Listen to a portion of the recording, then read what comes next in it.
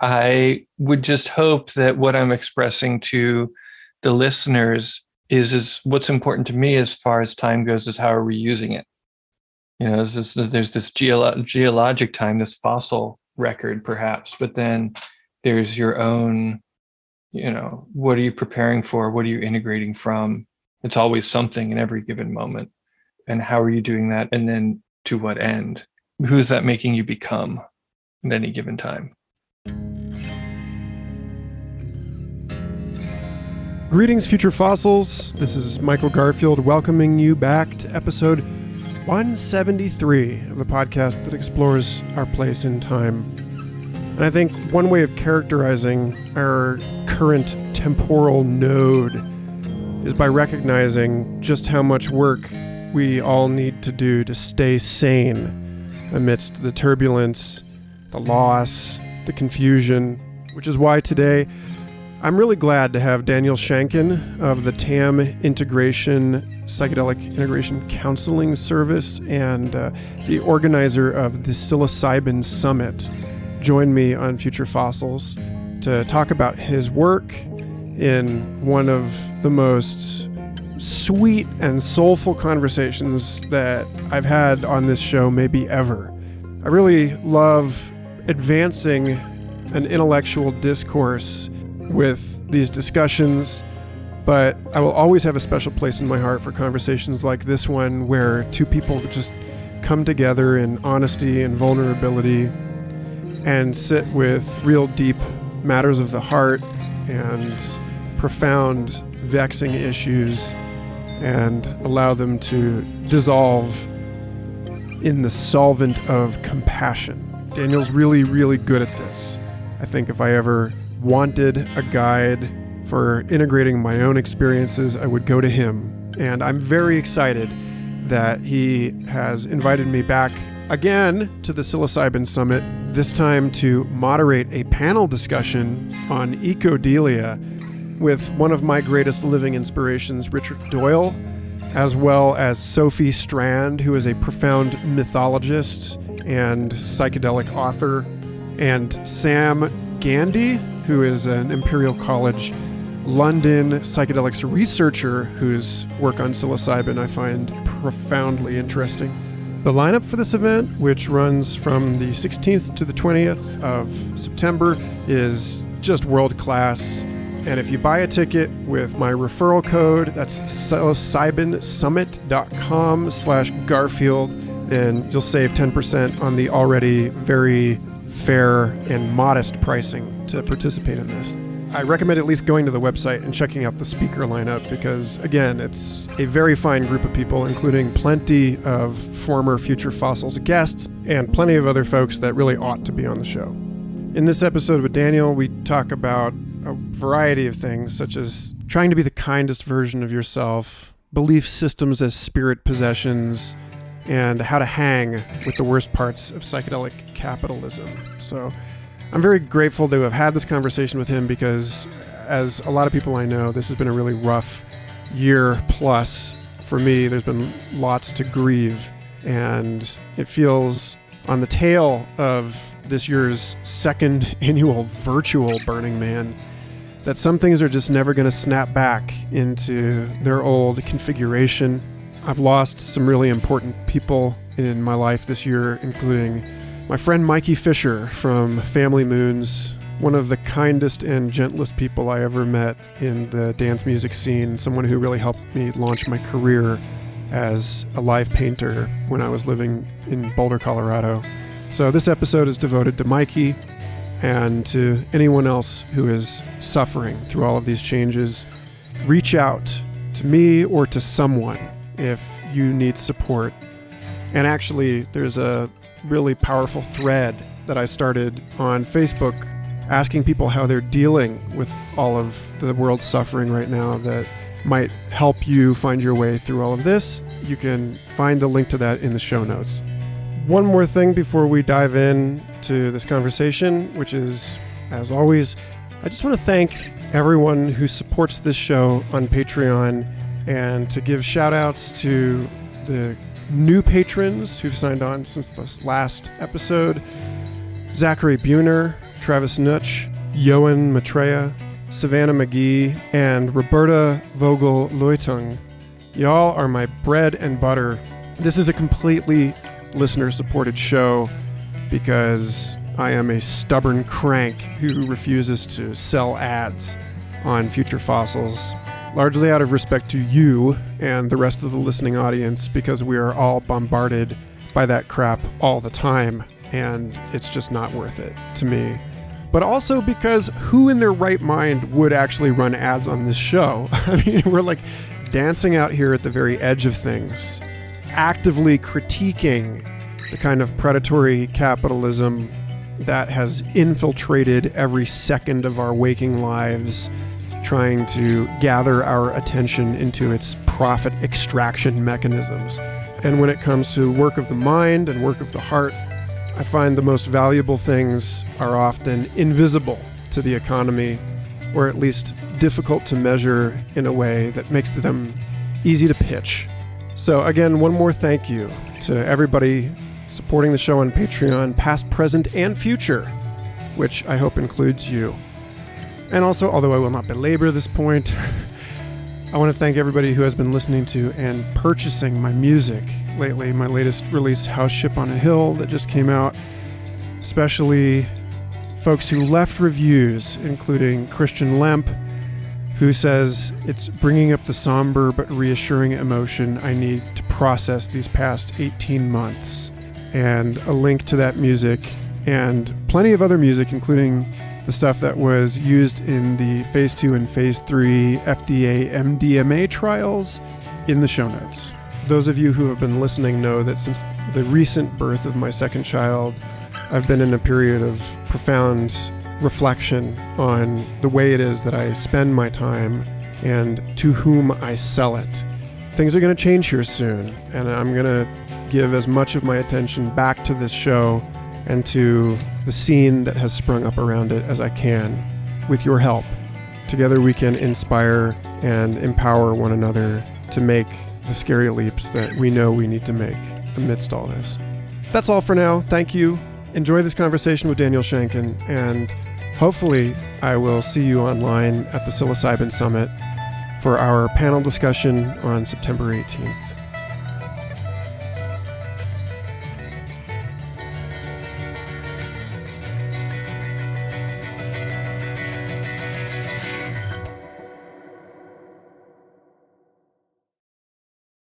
Don't mute yourself during this recording because it will pause your end of the recording. That's charming. Yeah. It's okay. We have good mics. Yeah. And not a lot of background noise. Although I have become aware that my chair squeaks more than I would like.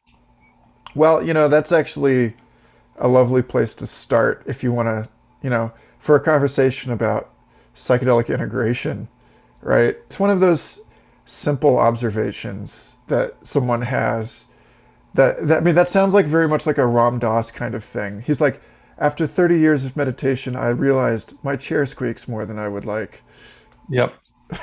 I had a client once who apparently they were upset for somewhere along the line of 5 years that there was a street sign that would bang against the post at all hours of day and night. And then they took mushrooms, and then the next day they went to a hardware store and bought a 69-cent screw and bolted the thing down themselves. Yeah, I worry that I am too much of that kind of person. That there's a street lamp right outside my window, and I've worried my wife talking about how I'm going to buy a BB gun and put a hole in the street lamp. But I think that's just because I'm not doing enough tripping. If I were, I would have just gotten the BB gun and fixed it and made no matter of the issue. Yeah, I mean, I always feel like there's two options, and one is to do the thing, and then the other thing is to just stop worrying about it.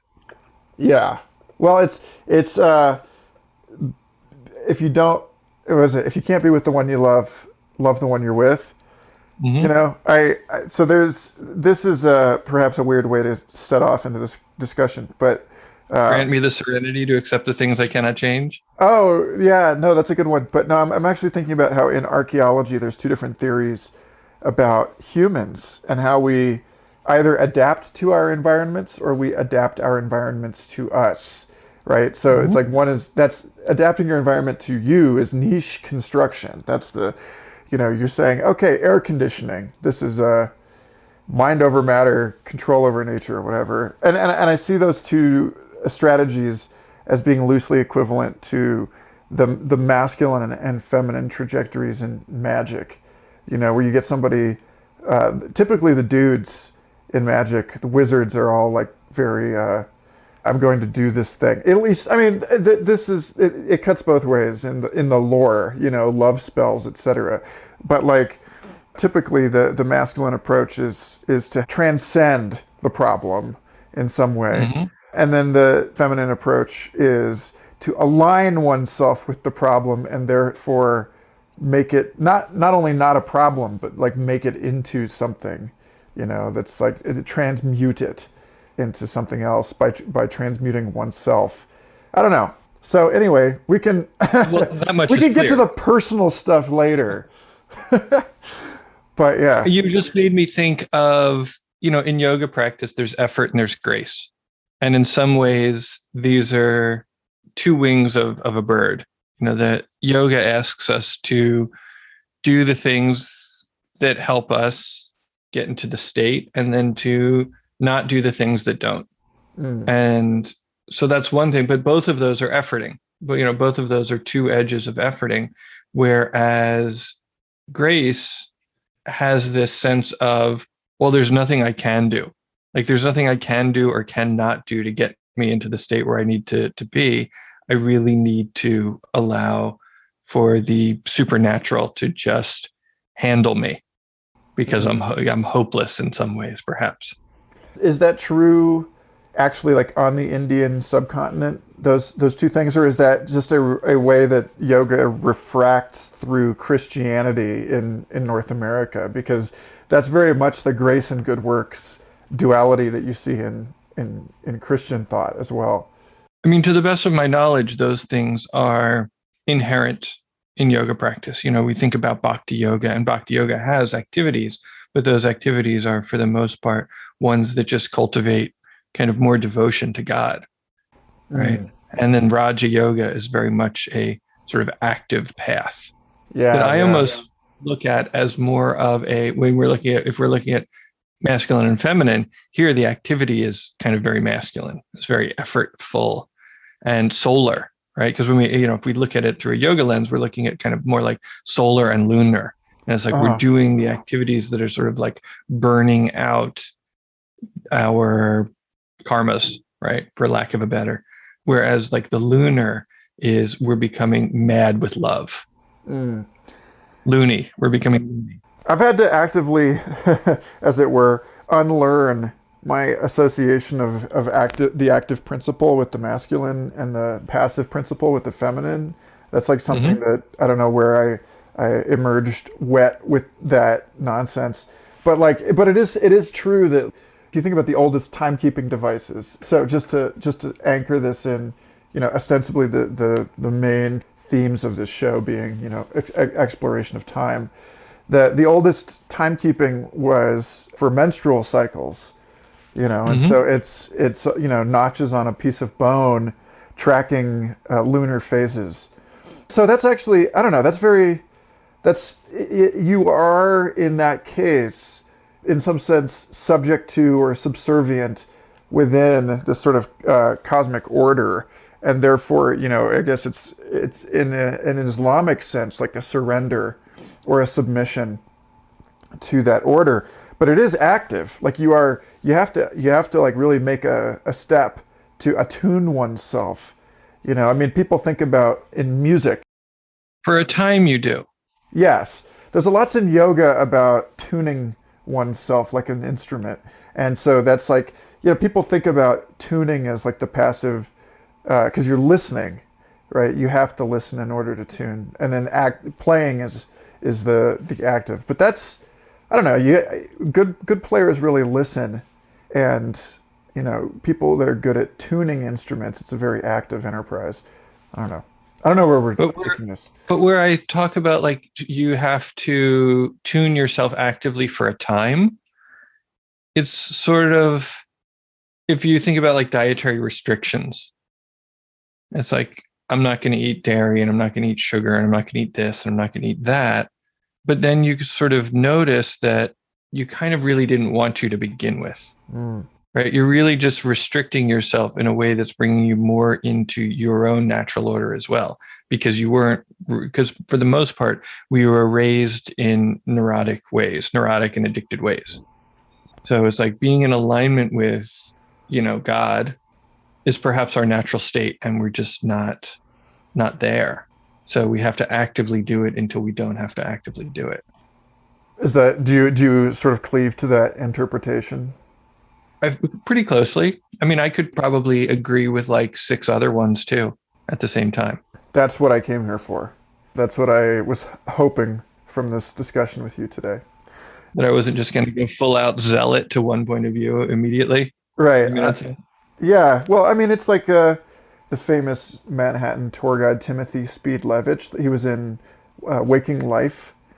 He was the sort of madcap, manic tour guide on the top of the bus in that film, if you recall that one. That one will forever be stamped in my head, because that was like the first time I had any mushrooms in my college dorm room. Was like just the dust of the tray that all my friends had consumed while they were committing to watch Waking Life.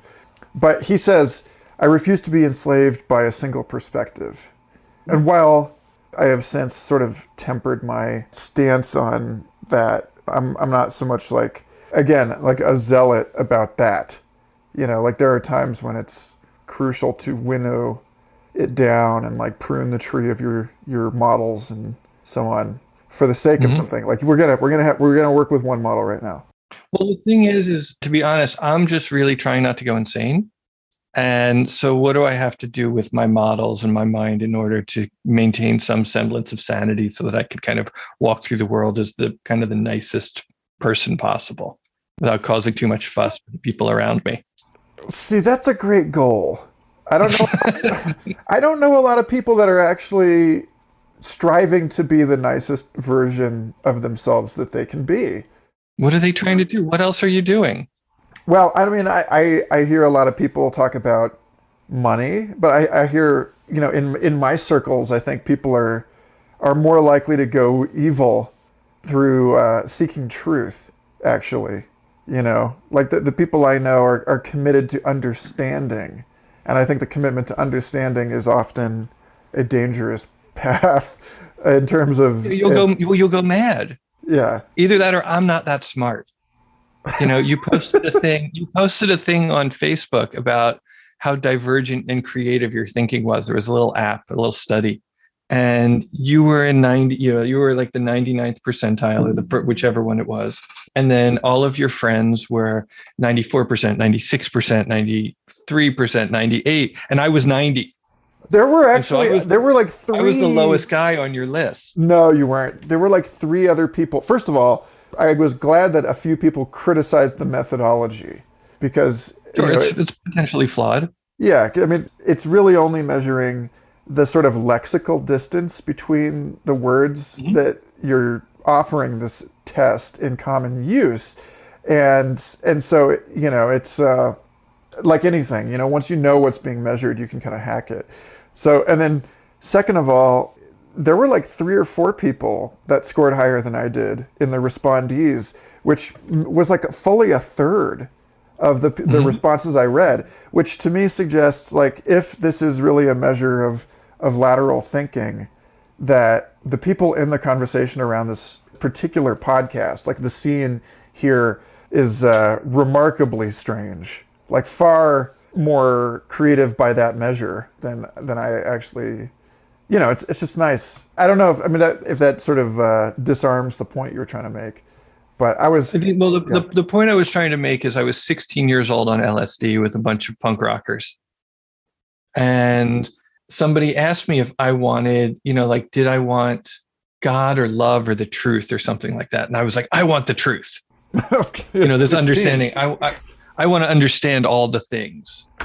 And maybe because my mind is the way it is that as I tried to approach the truth, my mind started to become unhinged.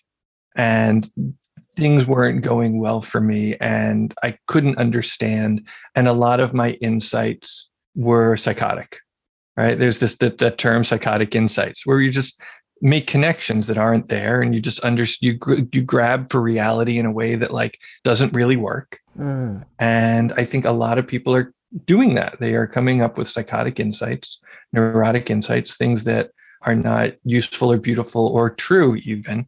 And that was happening to me. So I took a hard left into just, simplicity and kindness, about 8 years later. It took about 8 years for that to become untenable. Those 8 years are like the missing years in your New Testament?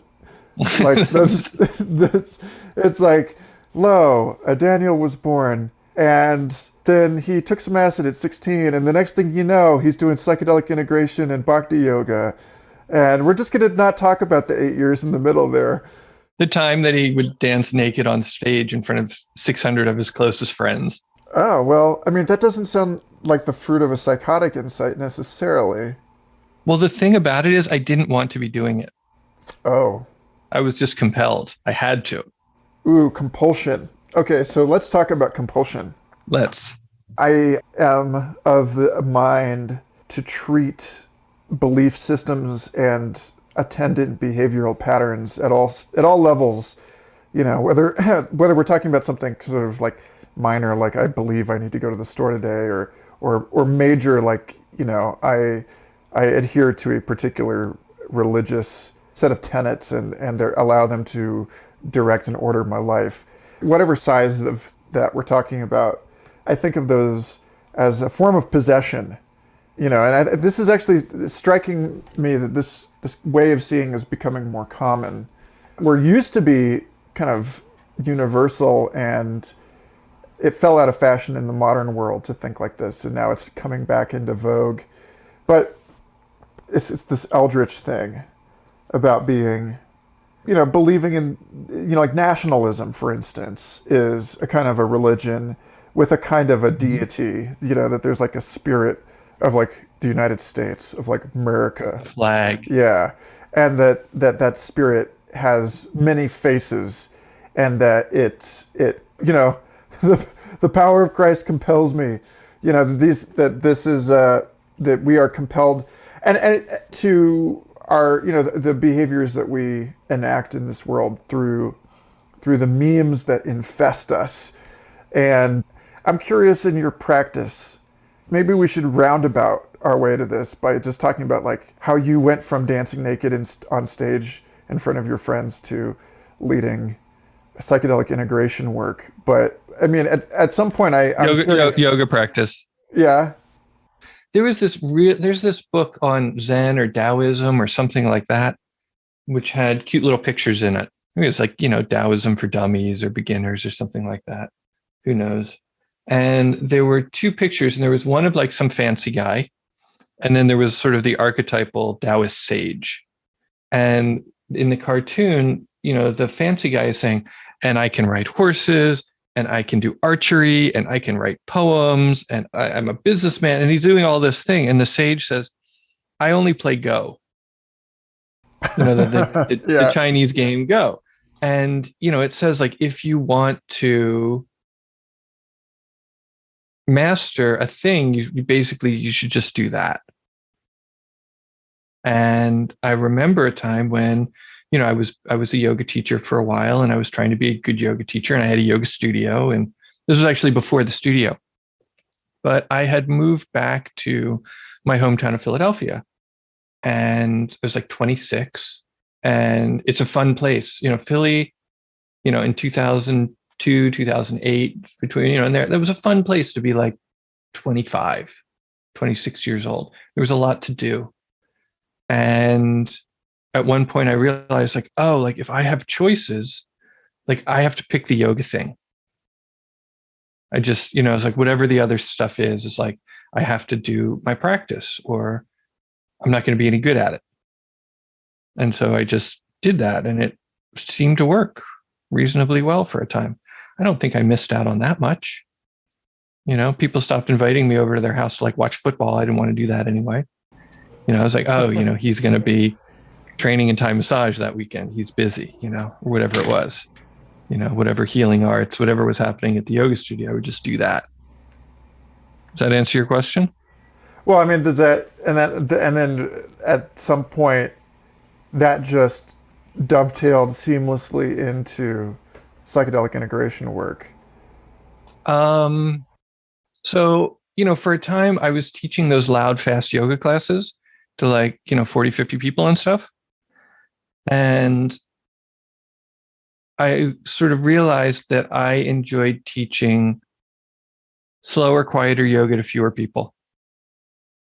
And then I liked teaching very slow, quiet yoga to very few people. And then I really just kind of liked meditating with one. And that became so yoga teaching became meditation teaching, became coaching. Because with coaching, you get to meditate with people, but you're talking about it while it's happening. You got to get into a shared meditative space with somebody where you're kind of tracking and exploring, the twists and turns of the mind. And that was really interesting to me, this sort of internal coaching, as opposed to you have to hit sales numbers. It's I'm not trying to necessarily push somebody across, beating their earnings for, quarter two. And what started to happen was people wanted to talk to me more and more about their psychedelic experiences. I guess they could smell it on me. And, I was doing other work in the psychedelic. I was helping people with events. I was working with a couple of different, on a couple of different websites, news websites and things of that nature. And so I was sort of, around, and the integration circles were very attractive to me because I had a lot of stuff to work out. So I was going to integration circles. And then I was like, there aren't any integration circles in Marin. I want one. I want an integration circle in Marin, and nobody else is going to do it. So I guess I'll rent out the acupuncture center. I'm shocked, by the way, that Marin is not just swarming with this. Well, there is stuff, but it's very private. It was some very private stuff, and it was mostly for people who were practicing together. It was people would, do wachuma, and then they would integrate with each other and that kind of thing. And if you were in that club, then you were in that club, but there wasn't something, for the rest of us, as it were. And so I started doing that while I was doing, I was actually working with a lot of artists at the time. I was working with some artists and some tech folks and stuff like that, and just doing regular coaching. And then the psychedelic stuff started just, gaining speed, gaining traction. And so that's kind of how it went down. Excellent. Janky footbridge from that to that question I was setting up. So my question for you, I guess, is simply because you were talking about being compelled to do stuff and having these psychotic insights, and then, you have this practice, and I'm curious in your practice how much this issue of compulsion, and because I get the sense, this is what I'm getting at here.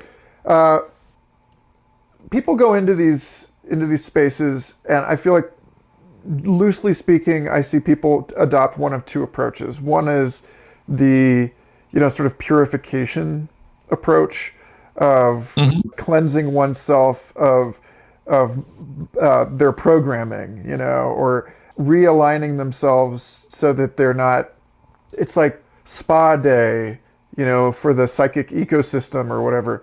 An adorable child has just entered this podcast. I got a text saying that he wanted to see daddy. And so who am I to say no to the baby? No, this is a child-friendly.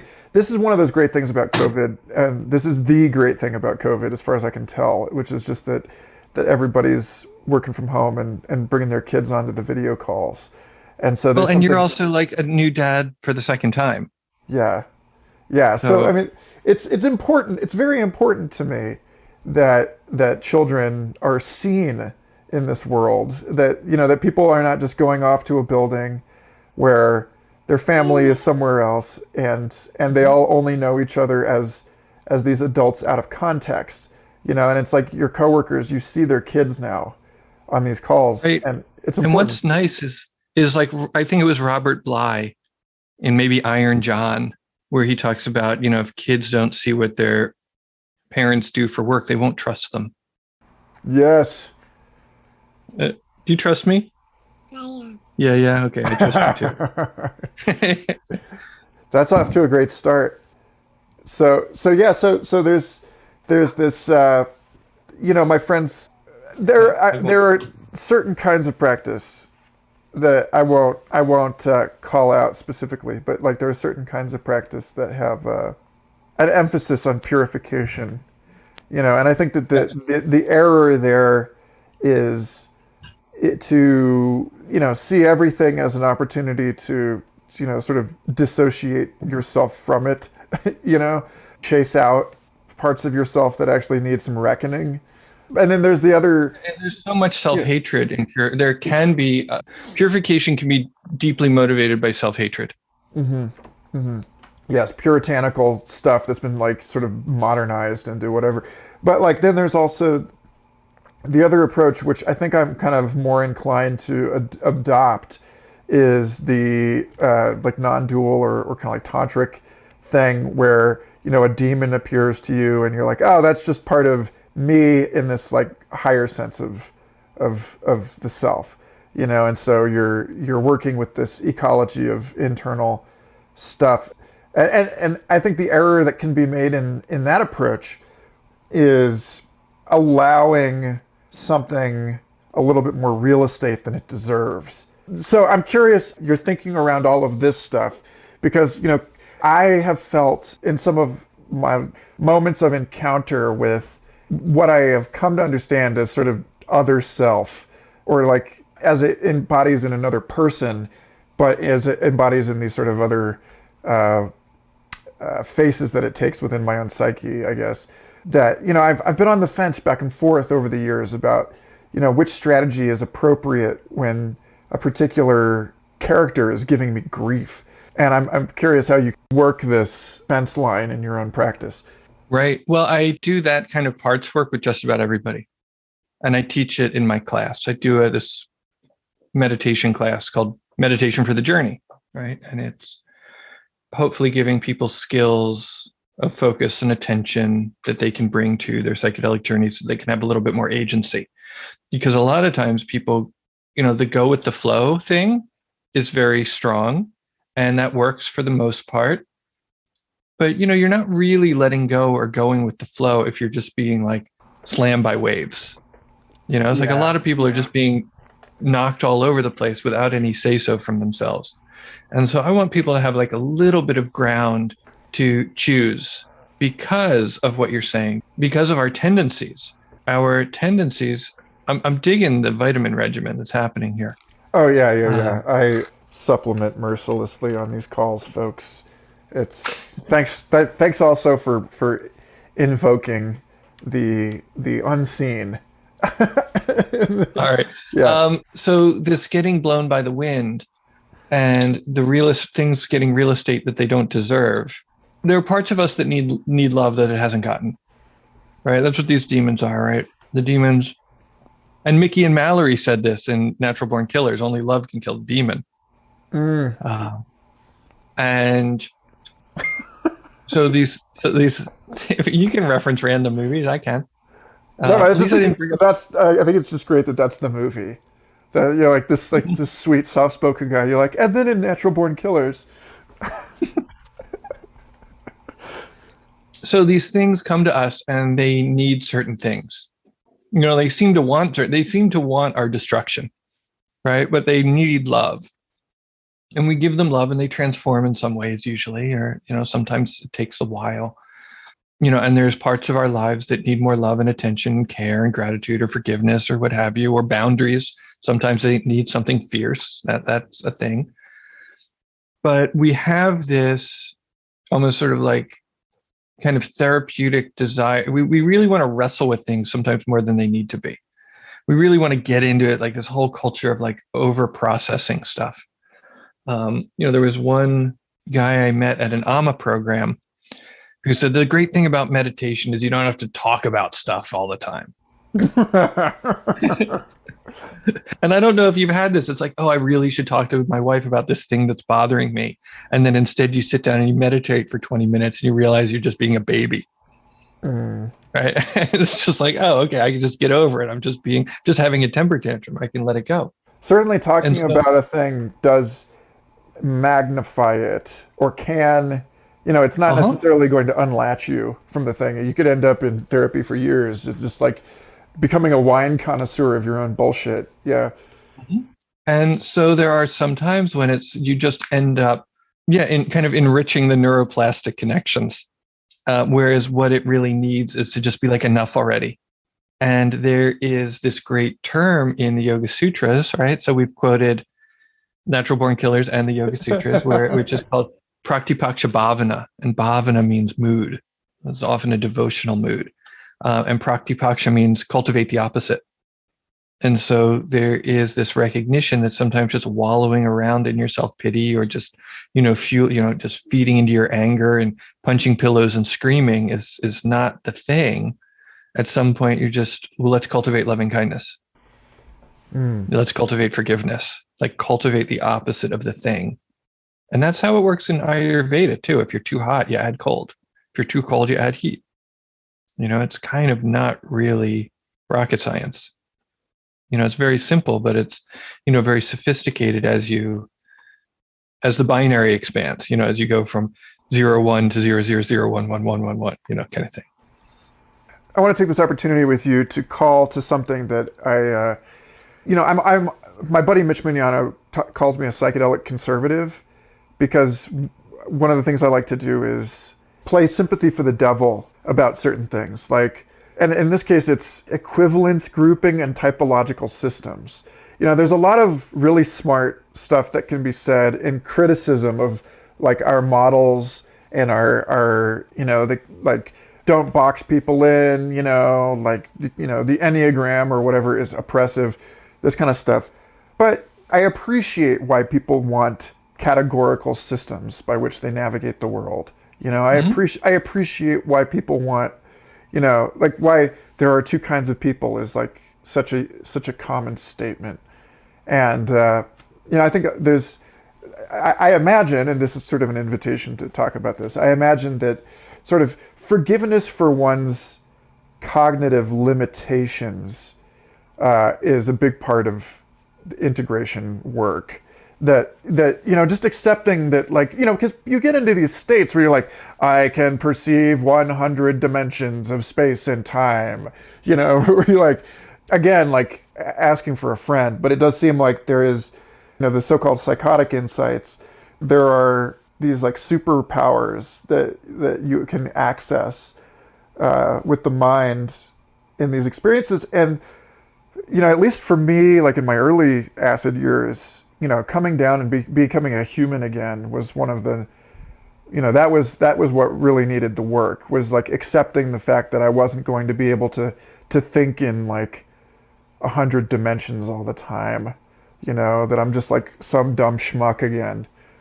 To what end? What good does it do anybody to think in 100 dimensions?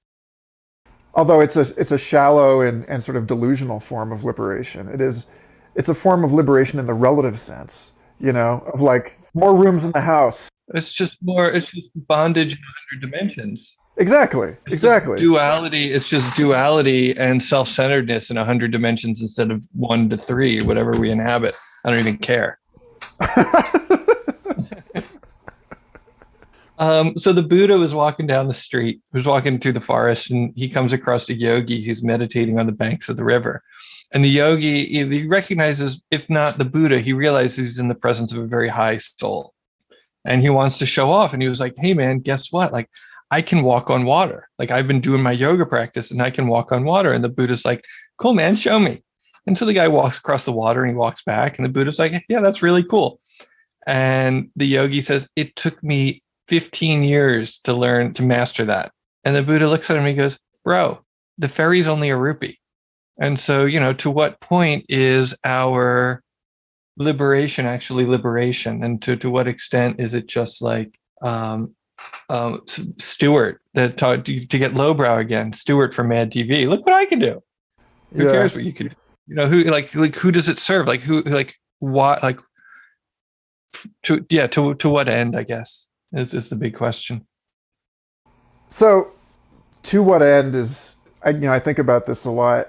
I from the perspective of like the technological evolution, and forgive me for taking this particular walk, but I want to make a connection here, which is that people out there, like what you're talking about here seems to be a balm on, or a prescription for a particular kind of crazy that because I recognize it in myself, I'm very sort of sensitive to elsewhere, as it were, which is the desire to map everything and to sort of pacify one's core fear through that understanding. To see the system, people want to map things, they want to put up security cameras.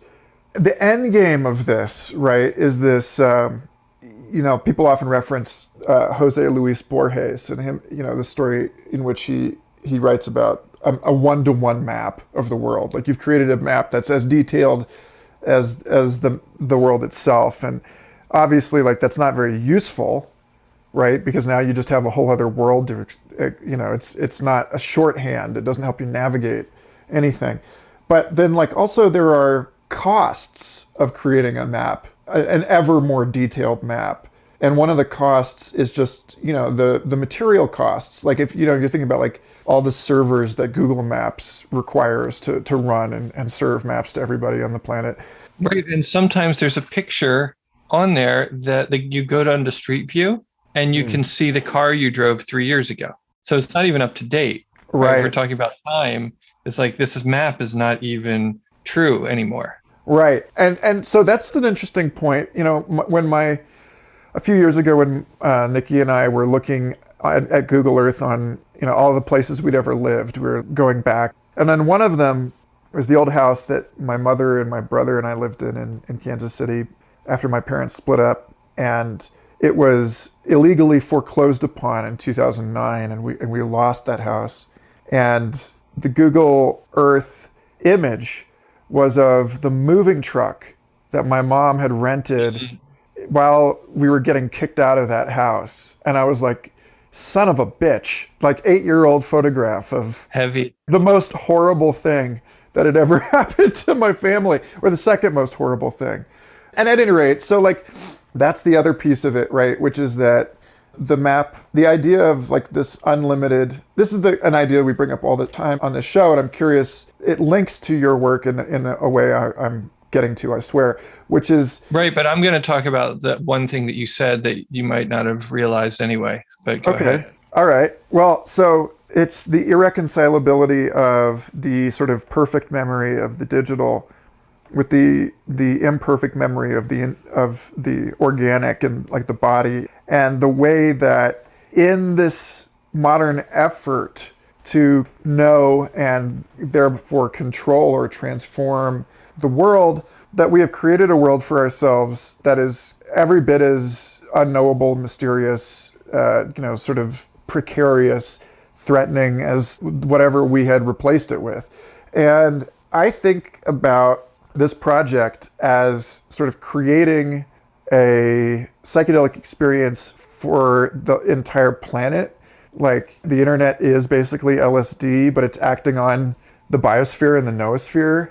And so for me, I think the most fruitful metaphor in sort of like characterizing what it is to live through the digital revolution is that it's a collective psychedelic experience where, we're being challenged to enact in a completely different way the boundaries of, self and other, and like the boundaries between any kind of categories are being transfigured in this thing. And it's really uncomfortable in the same way that often the first hour of an acid trip is uncomfortable. And it seems like, to the degree that a bad trip, your recipe for that is like trying to hold on to, one way of thinking and experiencing and living in this world when the force of something else is overwhelming. Mm-hmm. And this is what I'm saying is like, I'm sort of like, this is the milieu in which you do your work, is that I feel like both the potential benefits of psychedelics as a way of navigating this are really key, but also that the world is already now so explicitly and obscenely psychedelic in some aspects that I feel like just living online requires psychedelic, like the work that you do is the work that will be required for people just to live within the environments that we have built for ourselves, because they are trippy as fuck. So that's the sort of conceptual stew I wanted to cook up for you and serve and get your thoughts on. One of the things you said was that we make maps to somehow placate or pacify our fear. It's my experience that doesn't actually work. That is a Band-Aid fix because the world is so unknowable. It's like I don't even know all the things that are going on in this room right now. Temperature, humidity, right? Like the amount of pressure on my thing, what's happening with the radiator. Like I have no idea what's going on. And the extent to which I'm okay with that is kind of the extent to which I'm okay. For me to kind of run around and try and detail all that stuff is not going to be that helpful because it's going to change from moment to moment. And I'm going to lose sight of what's really happening in the world and my relationship to it, because my relationship is only minutely affected in a lot of ways by the temperature and the humidity and things like that. It's the adaptability thing. So I think that it's good for us to get as real with ourselves about what we know, not only what we do know, but what we can know. If I'm trying to document the entire universe instead of living in it, what fun is that? Unless you're just a born documentarian. It's like, what is my true nature, and what is a perversion and a degeneration of my nature into something else that is fueled by negative emotions that I could maybe just spend a little time with those for a little while and it might work itself out. It's kind of like meditating instead of processing. And I do think that this is useful for people, the world that we live in.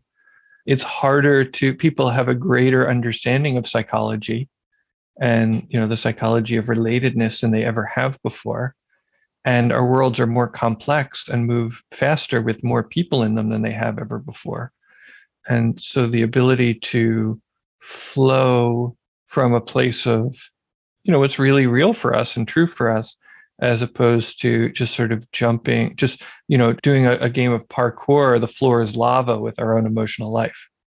And it's really fulfilling when somebody actually, there was a time before I talked about psychedelics when I was talking to people about their tech companies or whatever, their event series or their, festival thing or whatever the hell it was. And we got to kind of wrestle with interrelatedness and productivity and creating what we wanted to create in the world. And one of the downsides of this is I get shunted more, sometimes more often into the real depths of people's psychic lives, which is fun, but it's really fun in relationship to what they're doing in the world. So when I get to play with a tech leader who's like, oh, this is how this psychedelic stuff is going to make me a better leader and create a different culture for my team, that's really fun. Is that what you were saying, that you're getting at? Is that creating a psychedelically inspired way of moving through the world? There's some of that in there. And then, maybe to point this a little bit more is that it seems as though your work is going to be more and more obviously helpful to folks that are not actually taking psychedelics. So people come to me. People will do psychedelics for the first time, and they say, "I got to get my mom to do this." Right? It's like they automatically, which kind of makes sense because there's this kind of mycelial nature, right? The mushrooms sort of want to spread. And the psilocybin kind of wants to, the food of the psilocybin is minds. It wants to spread from mind to mind to mind, and it wants to do so in an efficient manner. So it makes sense that it would want to go to the family members of the people who would ingest it, and those are the people we care about, right? If you just look at how mycelium works in the world, like it's efficient, right? So it's like, let's go to my friends and family. Let's go to the friends and family discount. So people want to do that, right? They want to just give psychedelics to everybody when they get turned on for the first time. I could care less if anybody ever does any psychedelic. I really could care less. And the thing is, I can outsource that desire because drugs sell themselves, right? There's enough of just, like, I don't need to want people to take psychedelics. I need to want people to take care of their minds better and prepare themselves and integrate themselves and to meditate themselves and to journal and spend more time in nature and think about what's really important to them and, figure out what kind of person they want to be. And then, that works with or without medicines and sacraments, which is dope. Yeah. I see this thread through things where it's like Silicon Valley adopts mindfulness. Companies they're bringing in mindfulness trainings and that kind of thing.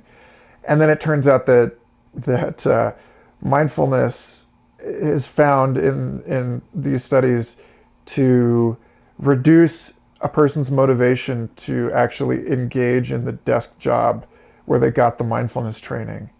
Well, although it doesn't necessarily reduce their productivity, it just reduces their nationalism. Yeah, so This rah rah, I'm a company guy. It's just more like, can I just do the thing I love, please, and leave me alone? maybe just like the psychedelic part of it, coming at it for chewing this hoagie from the opposite end that you just articulated all this. That as the world gets more and more psychedelic, maybe psychedelics themselves become less and less a matter of importance, and the integration work becomes more and more obviously part of like a daily nutritional kind of requirement for people regardless of what they are, because we're all inside the psychedelic is kind of what I'm getting at. It's like that. Mm-hmm. It seems like a lot of people right now, you look at the effloration of chronic, disorders of anxiety and depression and so on, and it is like just like people are just having a bad trip. Well, people are potentially on a planet that is, I almost wanted to say dying planet, but I don't know if that's true, but a planet that is continually and increasingly inhospitable to human life, while participating in, an economic system that is increasingly inhospitable to human life, right? And so, anxiety is not a new thing. Anxiety, I think, it's been documented since the 19th century. But yeah, we're being continually alarmed that something's amiss in a potentially fatal way, and using psychedelics in sort of like a Brave New World fashion to go on a vacation to placate the masses, going off into your Soma vacation in Jamaica, so that you can come back and participate more in your own destruction is anxiety producing. And so it makes sense that we're anxious. And then the question is, what do we do about that? Which is, I think, what you're going to figure out with Richard Doyle in this conversation. I had a conversation with Richard recently that kind of went this very direction. So with Richard Doyle and Sophie and Sam Gandy, you guys are going to figure out the answer to this, aren't you? At the Psilocybin Summit. Well, I'll just let Rich give everybody the answer. I'll just try to stand out of his way. And Rich and Sam and Sophie. Well, what if Sophie knows? Sophie definitely knows. And Sam, who I don't know super well, but I'm guessing Sam knows too. Yeah. So, yeah. But so you were saying you had a nice conversation with him. Yeah, we decided to do. I'm doing some pre-recorded talks for the summit too this year, because it is an awful lot. Like in April, we did 2 tracks, and it was exhausting. It was like a lot to have 2 tracks running at once. And so we're doing some pre-recorded talks that people can access early. And so we recorded one, and it's a blast. Yeah. I am woefully remiss in not getting him on the show sooner. but he's just one of these people with whom conversation is always so intense and personal that Mm, I've just never, it's always felt strange to me to like, I don't have this with anyone else really, where I'm like weird about inviting them onto the show. But there's just something mm. about Rich where it just cuts so deep that What will happen? What's the fear that if he comes on the show, what is the worst case scenario? no, it's just more like, well, a couple of years ago, I was texting with him and I sent him a GIF of an alligator snapping turtle, a guy holding this turtle and then holding it like a weapon, kind of, and like biting this other guy on the ass with it.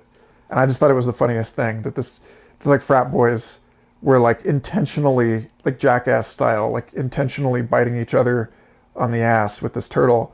And Hmm. he was very upset with me for sending him this. This was not long after he had killed all of his social media accounts. And, as he went deeper into his practice, to the point about like, the path of purification. And, Hmm. he just got to this point where he was like, memes are just mind parasites.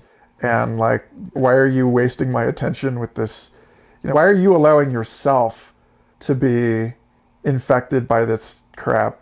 And I was like, because it's funny, you know? So, And it just like, ever since then, I do actually have an old conversation with him on record before I started this, back when I was the editor for a visionary art magazine that I'll link to, I guess, in the notes here. But ever since he snapped at me about the snapping turtle, I've been a little careful about.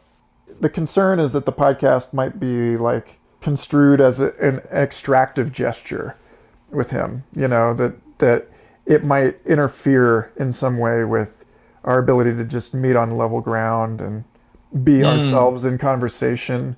And that it becomes weird and performative. And Have you asked him if he feels that way? no, I mean, and the fact is that he's quite happy to, do this summit and to be Yeah. on record at the summit.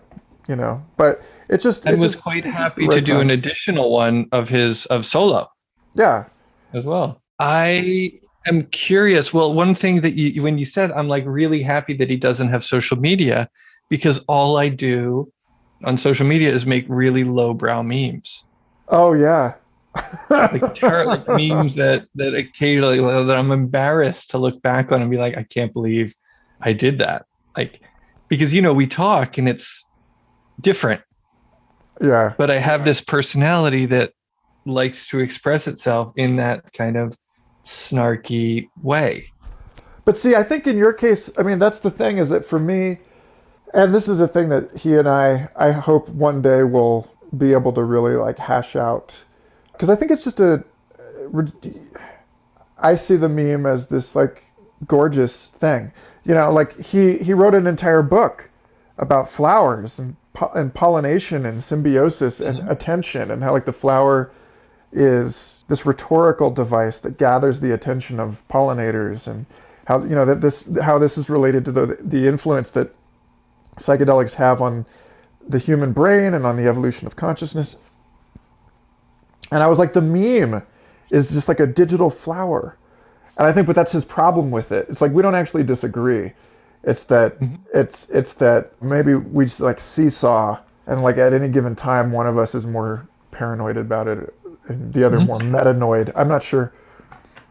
I did write something at one point. I forget where I posted it or where I shared it about how dense a meme can be, meaning wise, how much information and nuance you can stick into 100 pixel square. Oh yeah. And I really kind of like nudging around with that. I think it's really fun to be able to hit a bunch of different chakras at once, if you will. Well, I mean, it is, on the one hand, I see it as like approaching the Terence McKenna visual telepathy, like eschatological evolution of human communication kind of Mhm. stuff, that like dance is part of it, so are emoji, so are memes, and that like all the stuff that you see people in the psychedelic community, quote unquote, doing are these sort of, the skunk works and I mean and that's his whole point with that book is that like all of human art and language and all of this stuff is coming out of this asymptotic attempt to F the ineffable, to take this completely unspeakable, profound experience and relay it to somebody. And that, that we have big brains because big brains are sexy. It's like your fancy guy, right? And that's actually the problem. That's the problem, is that like we are so tilted toward the incentives to be fancy guy are so very strong, because that's like how we got to where we are. It remains baffling to me that, but at the same time, maybe it's just because he's so sensitive to the ways that we technologize attention. Mm-hmm. It's just urging me to wear gloves while I'm working in the furnace or something. It's not a bad idea. Yeah. I think that, and what is coming together, what's flowering for me is, because this is a podcast about time. Ostensibly. Yeah. I would just hope that what I'm expressing to the listeners is what's important to me as far as time goes is how are we using it?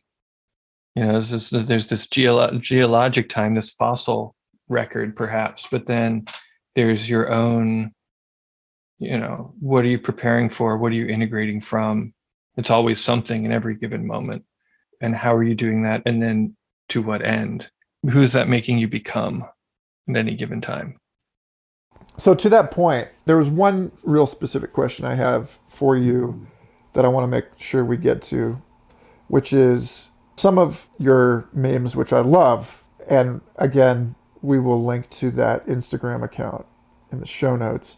Some of them are mercilessly critical of organizations that have cropped up to parasitize the emergent space of psychedelic industry or whatever. That there's like, now that money can be made, there are people out there trying to file patents for psilocybin therapy that uses a couch, for instance.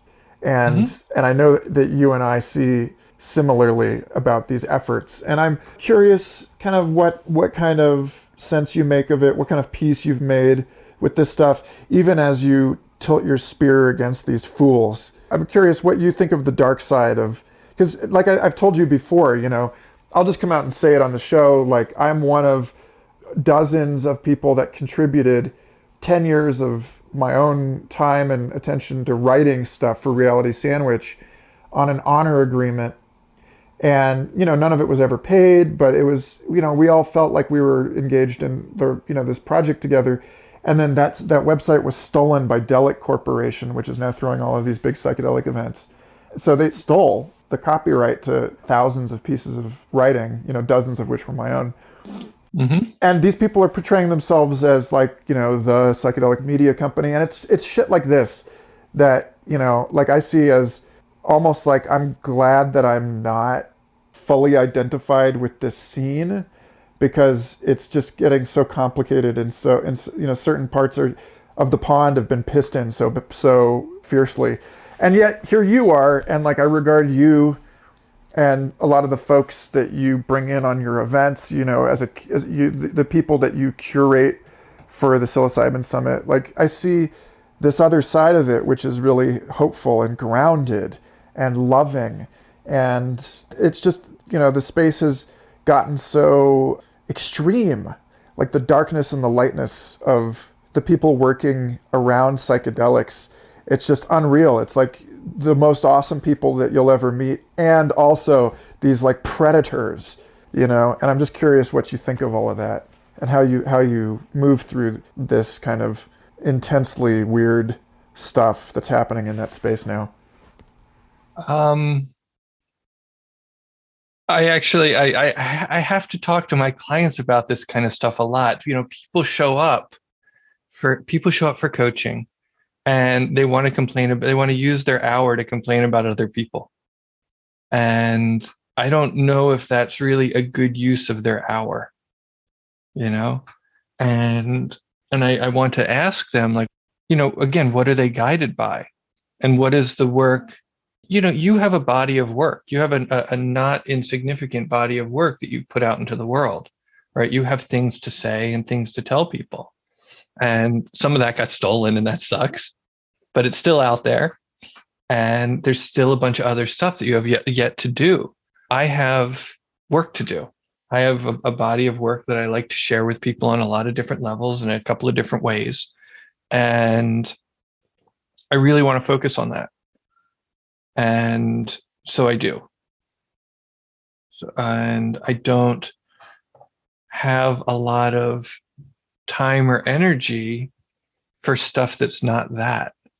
And it's not, and other stuff that's not my stuff is not as glamorous as maybe it used to be. Or I think that maybe there was a time when I thought I was going to. Here's a thing about the way I grew up. Is they say, oh, well, what would you do if you didn't care what anybody thought of you? Right? Like if other people's opinions of you didn't matter. And I very early on realized that it was shown to me that most people didn't approve of me.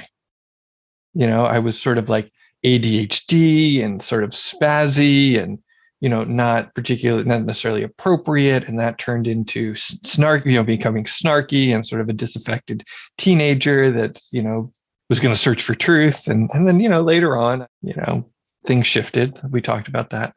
So I'm kind of aware that most of those things don't want me. And also, I don't want them. And so I don't really know. Every once in a while, I read an article or somebody tells me a thing and gets me a little worked up, and I stick my opinionated self into a meme and I fire it off into the void. And it's gotten to the point where I'm pretty aware, it's 17,000 followers, not the biggest account, not the smallest account. It's not nothing. I'm aware that, if I make a meme about a particular company, like they're going to see it. People have told me, oh, I sent your meme to the CEO of such and such. So, they're going to see it. But there's people that I have beautiful relationships with that we create new possibilities in their lives and the world in general if I work with them doing the stuff that I'm good at. And so for me to spend a lot of time doing other stuff is kind of a disservice to the world. Like I've got to get in front of the people who want to work with me, but maybe don't know I exist yet. Somebody told me that I've got this great client. You're like a secret. It's like, I can't believe I discovered the secret that is like this work. It's not me. It's like the work, it's like I've had amazing yoga practices with shitty teachers because I just did the pose. It's like, you can have a great triangle pose with a lousy teacher. You just do the pose. So, do you think that when you are openly, vocally critical, that this is like a fumble for you in your practice, that it's a distraction? No, it's not a fumble. It's a, like I said, we're allowed to have personalities. We're not only allowed to have personalities, we have them. Sometimes in this quest for purification, or enlightenment, we think that we're going to file down our personalities, that we like chicken cheesesteaks or Zelda or something, and we're just going to be like a perfect monk or something like that. And that's not how it works. It's like the consciousness, awareness, enlightenment principle is alive and breathing in and through all things. And so for you to carry like loving awareness in you does not require you to really get rid of anything other than the stuff that's not loving and aware. And so it's like there's different ways to play Zelda. And what I'm saying, it's important to me that as I'm saying this, like I'm not trying to toot my own horn in front of your listeners. I'm trying to tell your listeners to like do what Ken Kesey once told me is put your good where it does the most. It's like figure out what is the stuff that you can be like so passionate and alive about that whatever fools and assholes are going to do foolish asshole stuff that you're kind of like, oh, okay. And then you just leave them in the dust because you're too busy doing you. The hip hop way of saying that would be like, get in where you fit in. Victory is the revenge kind of a thing. Sure. Living well is the best revenge. My dad told me that once. And Too Short, our great sage Too Short, said, get in where you fit in. And truer words have never been spoken. All right. Well, that's that scratches the itch. I don't know if you have any. I guess maybe If you want to plot revenge, we can do it after the podcast. It's more just like part of me really is, of all the things to be anxious about in this world, one of the things that I'm anxious about is the appropriation of sacred medicines and of the mind, you know. And it's not like this is new to the conversation in the psychedelic space. You know, I mean, it's MK Ultra, anybody, like this stuff, this has been going on forever on some level. But the fact is that, like, it does strike me as a matter of concern. I guess this is kind of really what I'm getting at. It's like psychedelics were the temporary autonomous zone, and that zone is now becoming regulated. And I guess I'm kind of in the camp of like decriminalization rather than legalization on some level. I am concerned about the ways that structures of power and control and exploitation are making a very visible bid on some of the most wild and free and intimate and holy areas of my, you know, at least like these are places, it's like Fern Gully or something, you know. It's like watching the Avatar. Yeah, it's like watching the sacred grove getting burned by strip mining. And I guess that's sort of my question, really, is more like, and maybe you've already answered it in the way that you did. Well, no, the thing is that's not my department. I mean, I would love to tell you that, like, there's really better people about that than me. When I go into that sort of stuff, it doesn't work. And I don't know if that sounds like a cop-out, but I do think that there does have to be a division of labor in all communities. There's always a division of labor in all communities. It would be like if somebody were to tell you to, you know, play the trumpet, and you're like, I play the guitar. And I said, that's a cop-out. Is how I feel about it. Is just like, I would love to be able to answer those questions and do stuff to help fix that. But I can't. You know, I also learned a long time ago that I work with people. Someone gave me a yoga class full of teenagers once at a charter school in Philly. It was like in a tough part of Philly, underprivileged part of Philly. Those kids did not want to do yoga. Like, they wanted to not do yoga much more than I wanted to teach them yoga, we discovered. I mean, I was like committed, but like I was committed as a guy who's used to teaching grownups who really want to do yoga, who carve out time in their day and carve out money out of their budget in order to like come and practice yoga. And I was pretty good at that.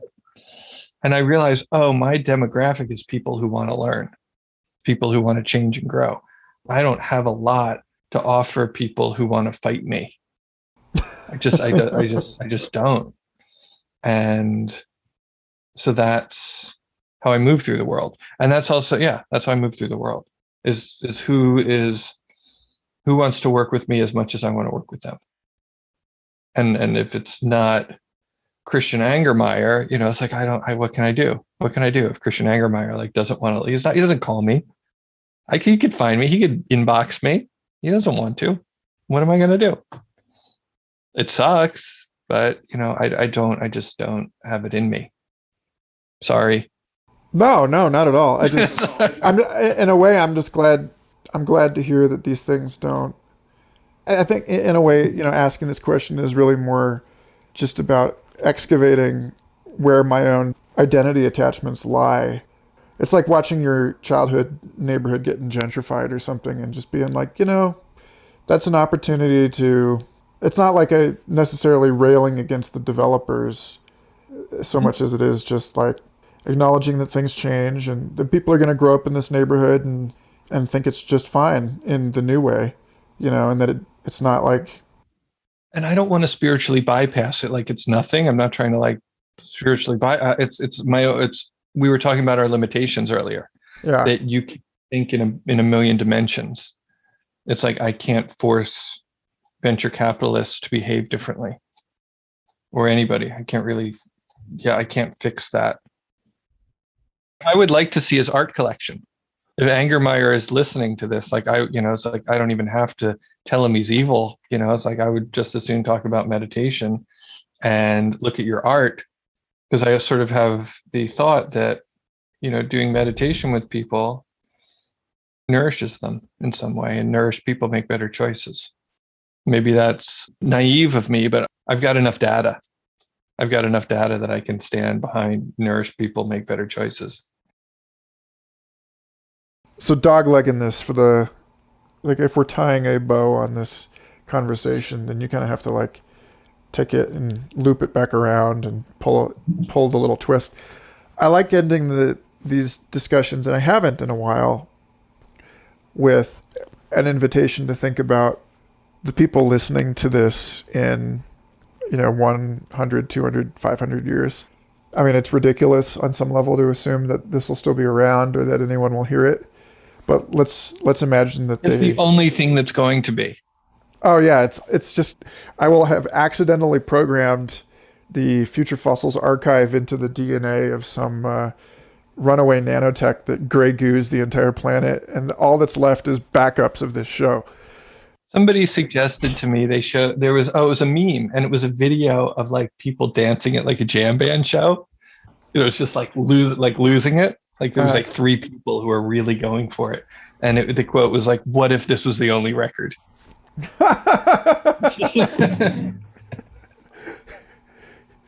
Yeah, what if Fish Lot was all that we knew of the 21st century?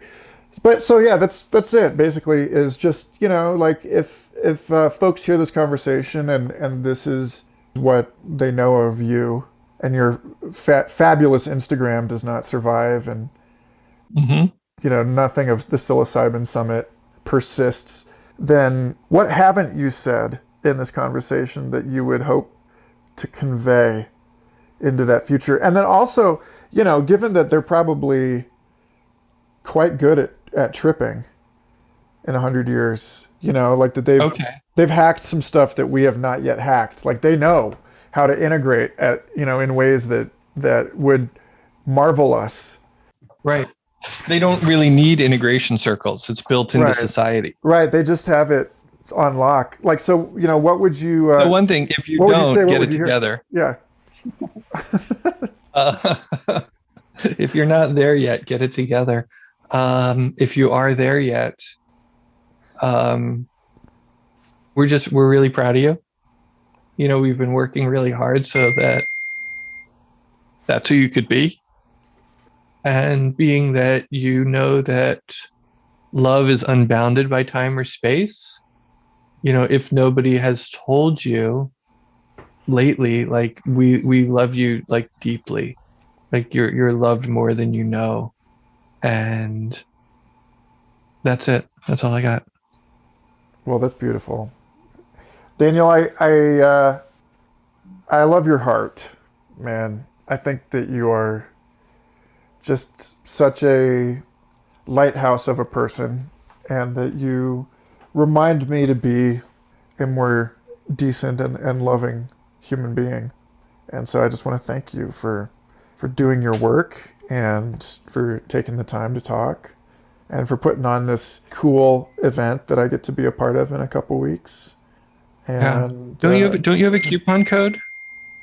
Oh, I will find it somewhere, and I will put it in the intro and outro and show notes, and I'll get Skywriter. I am just that you love my heart. I love your mind.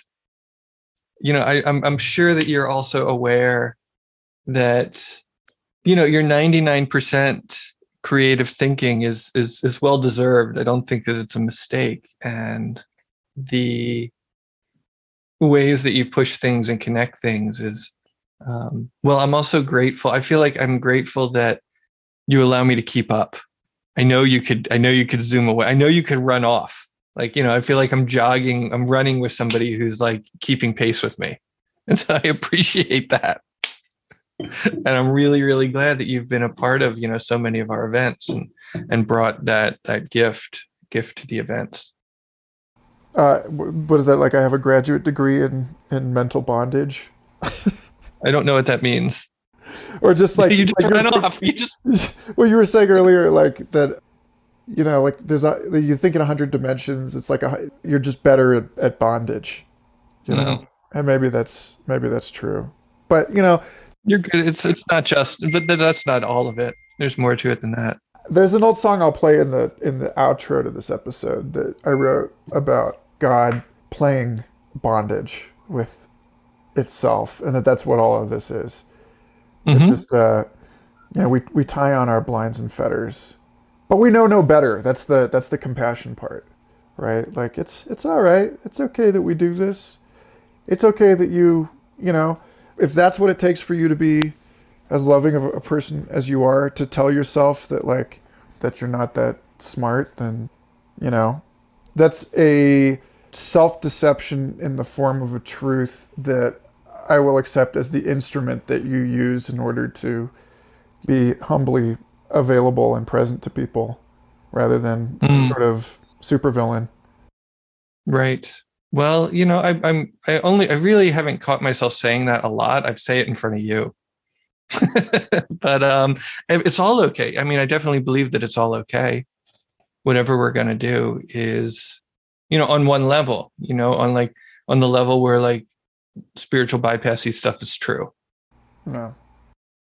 It's like there's a part of us that, is content and loving in the face of whatever. Yeah. But, so at least we got that going for us, which is nice. Thank you for reminding me, and I'm sure many of the folks listening to this. Did you catch the reference? Wait, what? Did you catch the reference, the pop culture reference? No. So we have that going for us, which is nice. Oh, yes, Caddyshack.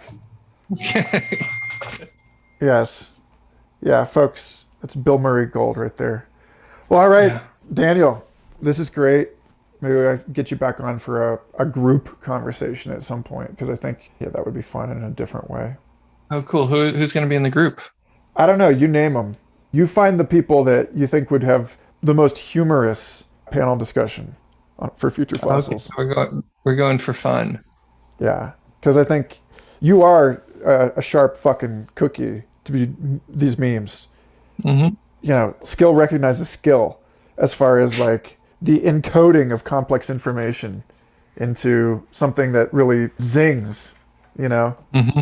So like, who the other sharp cookies are that we could get on a don't eat that cookies, they're all too sharp kind of a conversation. Right. Just boof them. Just, you got to grind them into a powder so that they don't. Yeah. Right. All right. Well, cool, man. Mix them with lion's mane. Oh God. Yeah. All right. Well, this is fun. I will end the recording here.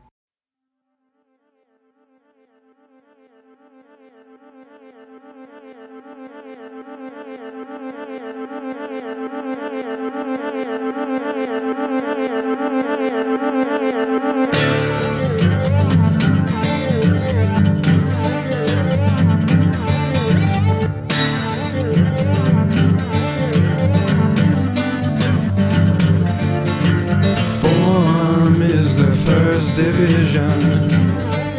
The morning after's news. God gave light, and then the darkness came in crashing too.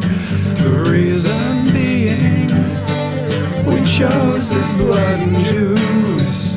'Cause it's no fun to dine alone, and dine on what, and what's the use?